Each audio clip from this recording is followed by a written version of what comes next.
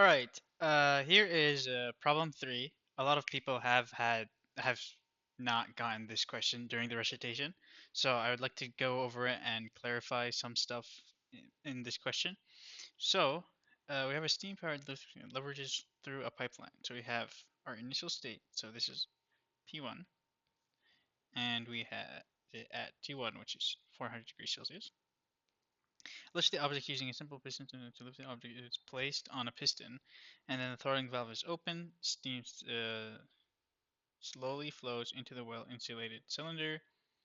The pipeline lifts the object desired, after which the valve is shut, and we have a massless piston. And the cross section is this is our area. So to just say this is 0.01 meters squared, because we multiply this by 10 to the negative 4. Just check that. Yes. And our atmospheric pressure is 100 kPa. Okay. So there is multiple stages for this. First, we have our free body diagram. So, uh, right here we have our piston head, and we have the 2 kilonewton object. Okay.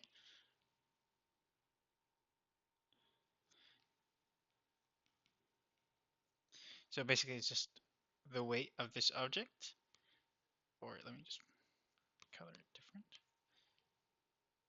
So we have the 2 kilonewton from the object, and we have the P atmospheric pressure times the area, and we have our pressure times the area from inside the piston after it lifts up. So we have our schematic that we can do. So let me draw this. So since at the start we have our piston to be at the bottom at state 1,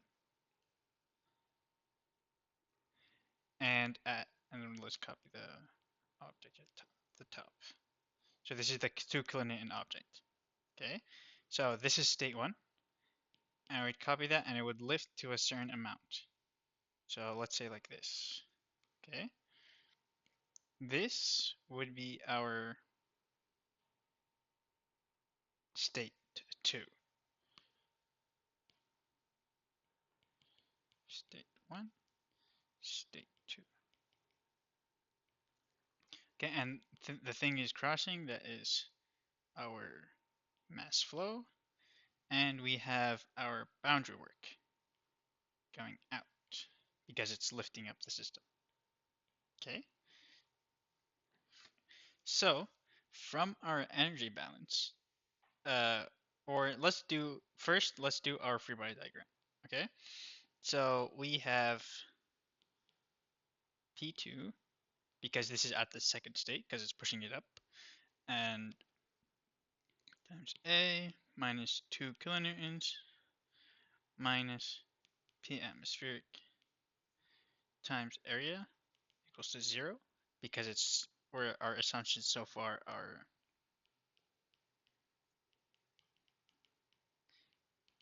this one, it's adiabatic because it mentions that it's well insulated.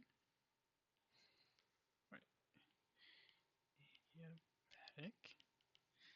And because it's piston, we can assume that it is quasi-equilibrium.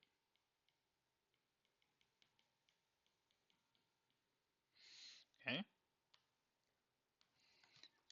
So plugging these in, so it's 100 kPa, so 0.01. So it's negative 2 minus 100 times 0.01, and then this is times 0.01 times P2. All this equals to 0. So we would find out by plugging information, we have P2 equals to 300 kPa, and so we have pressure 2. And we have P1, which is 100, and we have T1. Okay, so from this, or let's write our energy balance, and I'll go over that more. So our energy balance says, so we have delta U plus delta KE plus delta PE equals to Q in minus Q out plus work in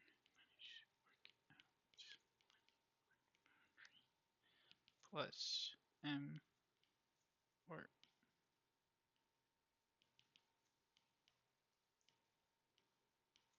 of H plus 1.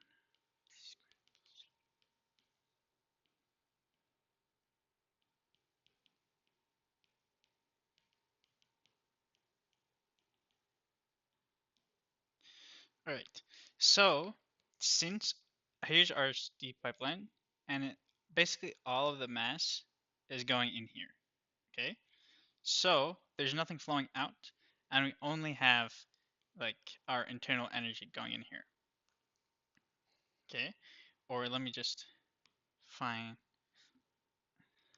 let's say this is dt, and we add dots on every single thing,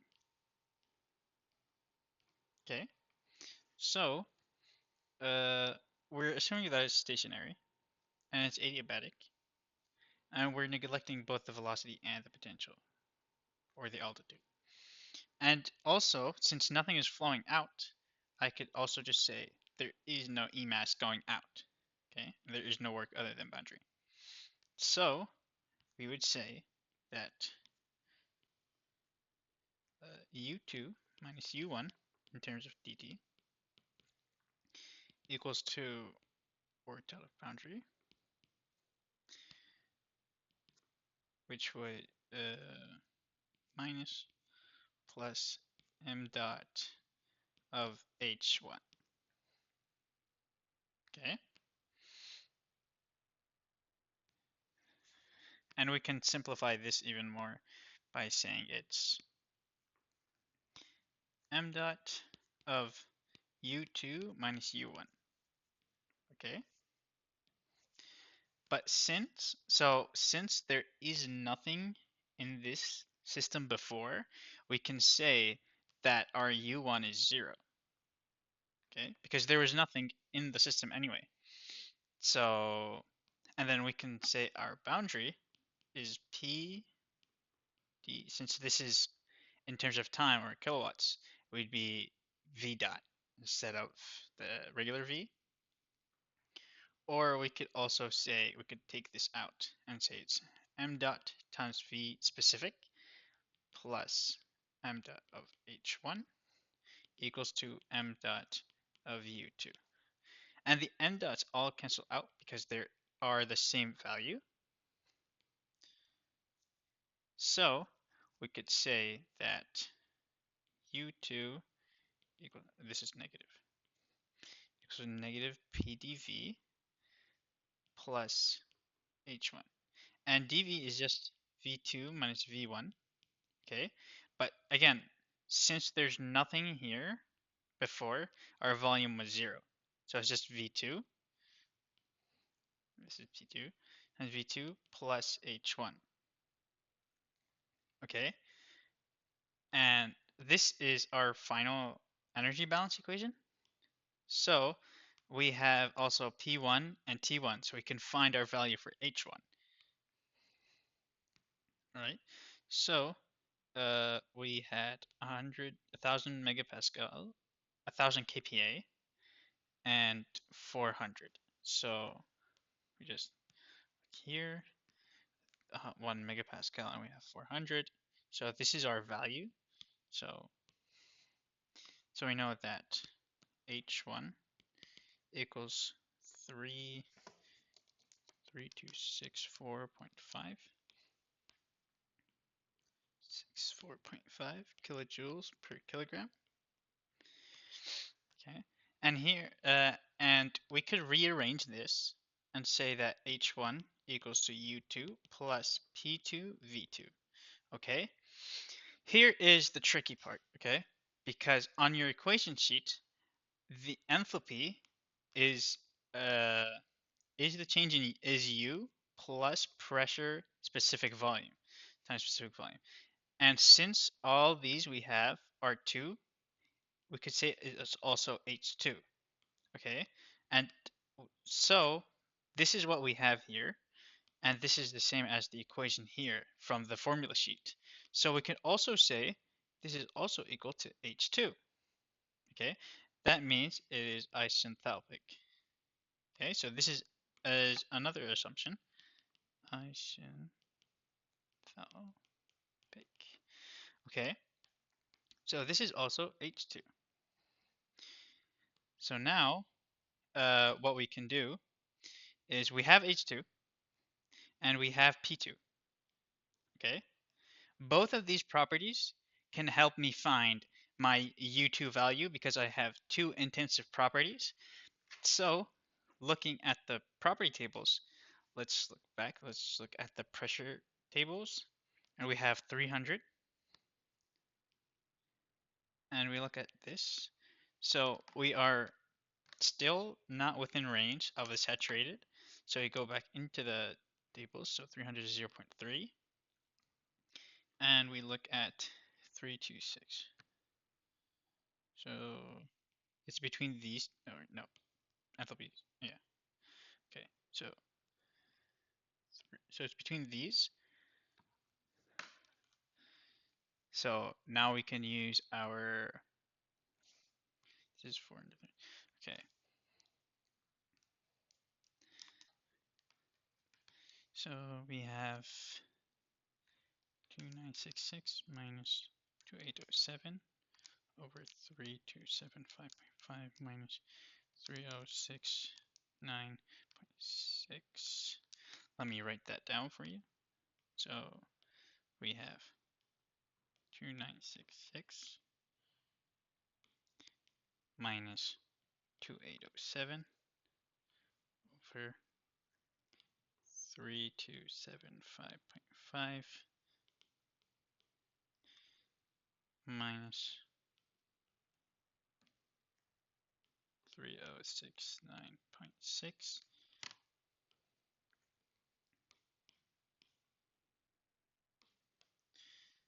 3264.5 minus 306.6 minus 2807.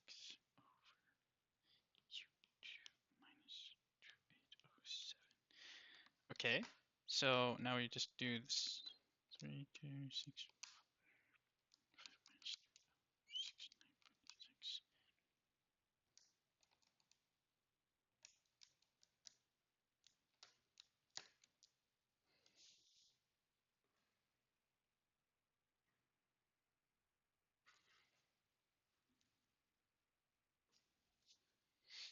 And then we'd get our U2 value to be 2957.5. And we could also do the same with the temperature to find that. Um,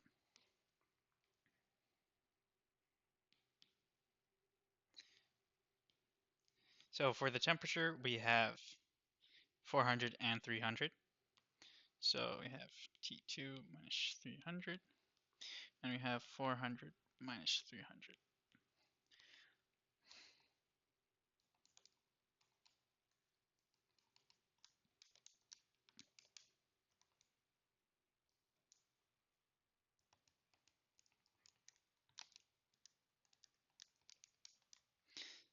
So we'd get T2 to be 394.66, and that is in Celsius. Okay.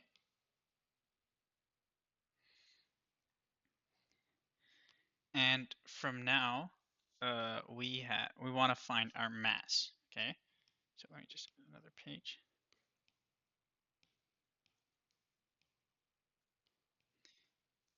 And in the question, it says we have 10 meters of height. Okay. So based on our energy balance over here,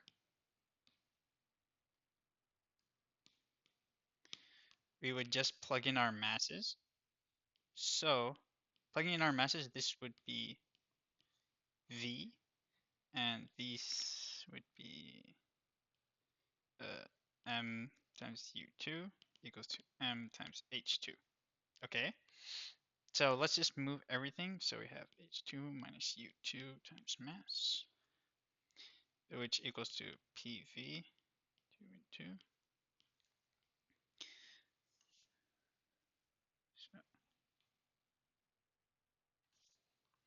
So that would be, so our volume, we can find it by using the area times the height that we used. So it's like 10 meters times our area, which is 0.01. So that would be 0.1. And for this times 300 would be 30 over our H2U2. So, so 3264.5 minus 2957.5.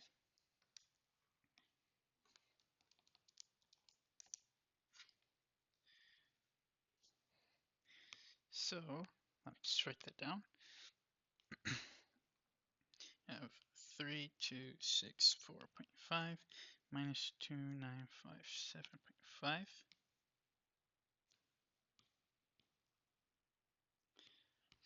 which equals to M, and that would equal to 0.0977 kilograms. And that is your final answer.